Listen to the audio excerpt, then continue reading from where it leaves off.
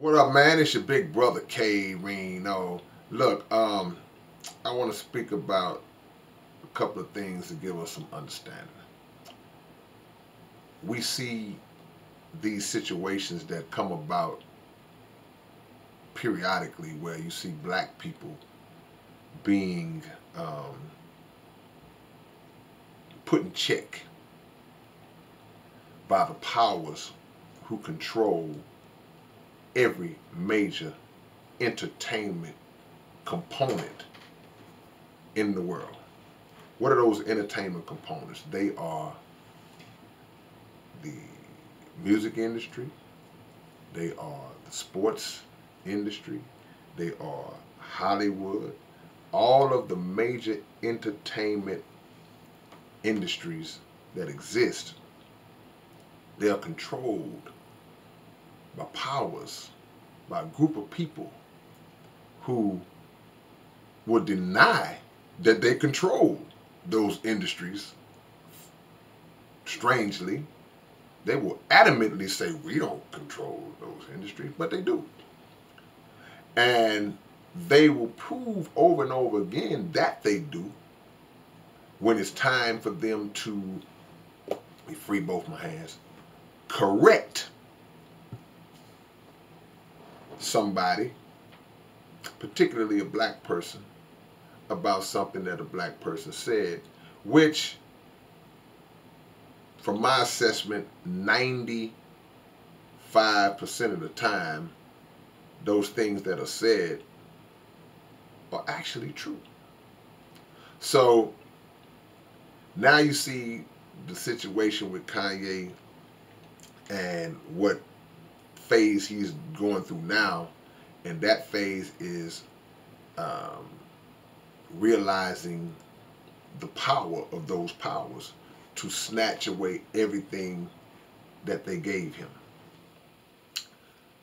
The Honorable Mr. Louis Farrakhan said some years back, he said that, and I'm paraphrasing, you don't reach certain heights in these industries, certain levels of finance and money and wealth, without their permission, without them allowing you to do so. It's very difficult for a black man or black woman to get in the 100, 200, 300, 400 million, billion-dollar club without getting that pass from those powers. That being said, they have the total ability to take away what they've given to you anytime they feel necessary or anytime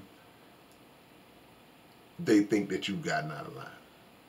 So regardless of what we can think about some of Kanye's actions, which we can look at and be like, all right, man, what are you doing?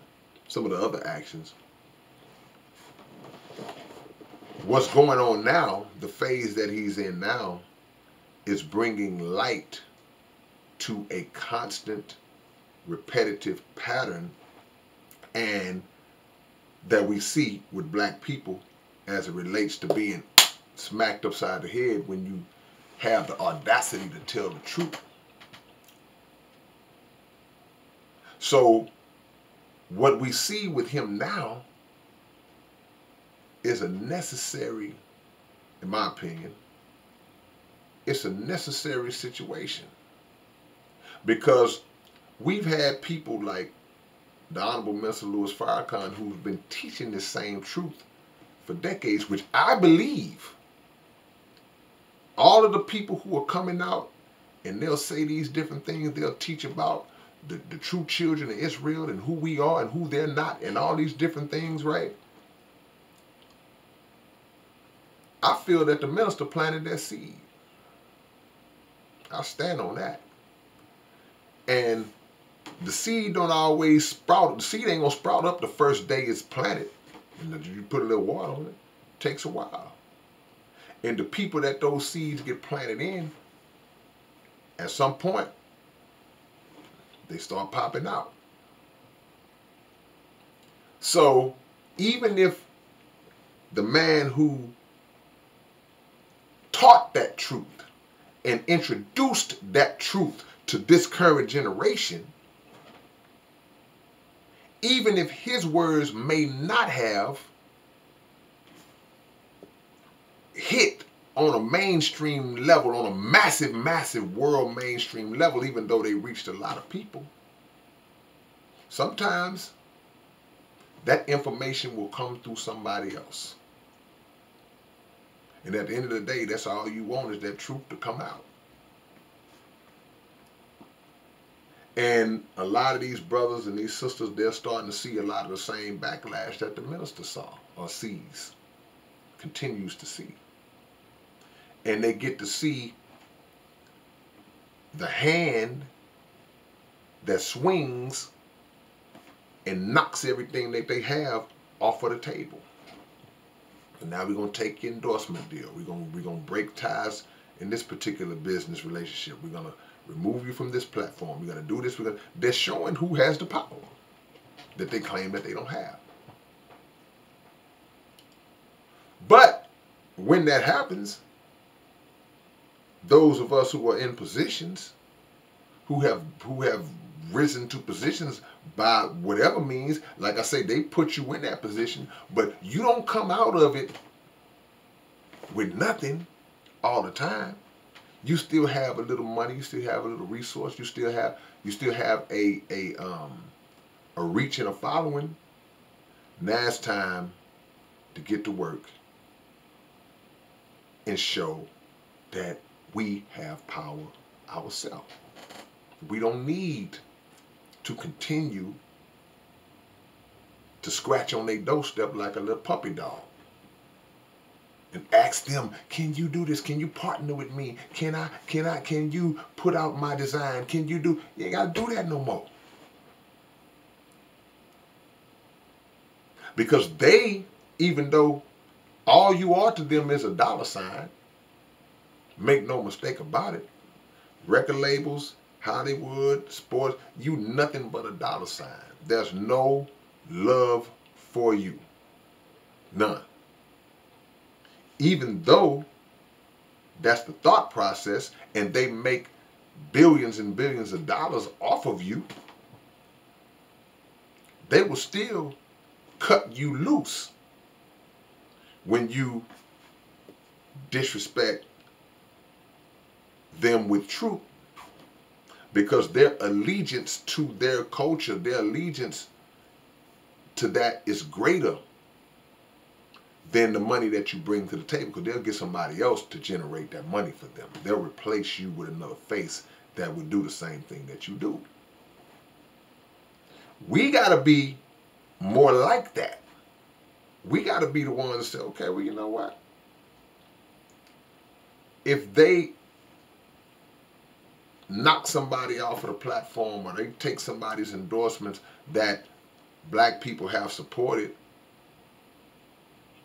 and then they still take his image, they still take his likeness, they still take his designs, and they're still going to present them to the people, that's a slap in our face, right?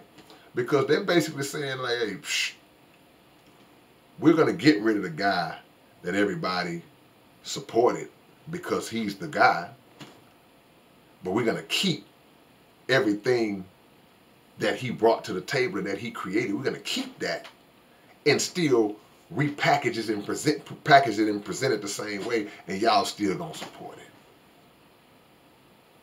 I hope we don't. I hope we don't. So understand your role in this. Understand who you are to them. And I think that intelligent people, see, an intelligent person, if I know that somebody doesn't like me, or even if somebody hates me, or if somebody plans to use me, then there's a couple of thought processes I can entertain. I can either say, well, you know what? I don't like them either. I'm going to make this money off of them. I'm going to use them to build up my business model as well. We just going to be using each other. But we don't like each other. Or I'm going to say, well, you know what? I'm going to just take it a step further. I'm not going to deal with you. period. I have no connection to you. You don't respect me. You don't respect my culture. And you view me as a subservient to where in your mind, you like, you should stay in your place. There's no respect there. But you make the choice. Some people play the game differently. Some people just go straight guerrilla and like, I'm done. Some people play the game differently and say, now I'm going to get your money. I'm going to use your resources to build my name up. Then I'm going to separate from you in whatever way I can and empower my people based on what I got off of you. Neither way is wrong unless you sell it out in the midst of that. But think on what I'm saying, y'all, because the truth comes in many forms. The truth comes in many forms. And however this information gets out, because you got to ask yourself, why is it so important to hurry up and take this interview down? Hurry up and block this person. Hurry up and... People only do that. People only scramble and break their neck to snatch information down, usually when it is true and when it exposes the lie coming from them. And when it comes from a person with a big enough name for that information to reach eyes and ears of the very people who they've been deceiving all these years. All right, man, it's your big brother K-Rino. Y'all leave a comment below. Tell me what y'all think. I'll catch y'all later on. Peace.